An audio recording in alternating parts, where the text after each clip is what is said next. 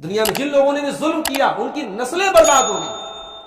عباسی دور حکومت میں ایک بہت بڑا خاندان تھا، برامے کا نام تھا. یہ بڑا اونچا خاندان تھا. عباسی دور میں اس خاندان کے لوگ وزیر ہوتے تھے. ان کے محلوں کے بارے میں علامہ ابن کثیر نے لکھا، سونے اور چاندی کے محل ہوتے تھے. سورج جب نکلتا تھا ان کے محل چمکتے تھے. پورے علاقے میں ان کا رہن سہن، ان کا لائف سٹائل، ان کے گھر مکانوں کی ایک مثال دی جاتی تھی.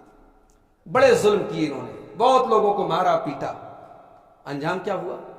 اللہ تعالیٰ نے ہارون رشید کو ان کے اوپر مسلط کیا اور اس نے چن چن کے ان کو مارا. اور جب ان کا قتل عام ہوا اور یہ تباہ ہوئے، برباد ہوئے، تو ان کے کسی بوڑھے آدمی کے پاس کسی نے جا کے کہا کہ ہمارا انجام یہ کیوں ہو رہا ہے؟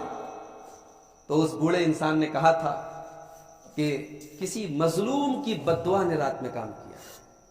ہم سو رہے تھے، اللہ نہیں سو رہا تھا.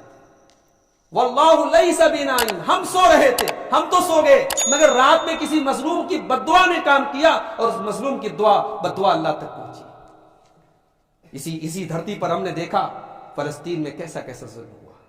ہم نے اس بچے کی آہ بھی دیکھی. اس بچے کا فوٹو بھی بڑا وائرل ہوا تھا. جس نے کہا تھا کہ میں اللہ کیا جا کر کے اللہ سے شکایت کروں. ہم نے اس ملک میں بھی اور اس دنیا میں بھی ہم نے میرے بھائیوں مظلوموں کی بد دعاؤں کا اثر ہوتے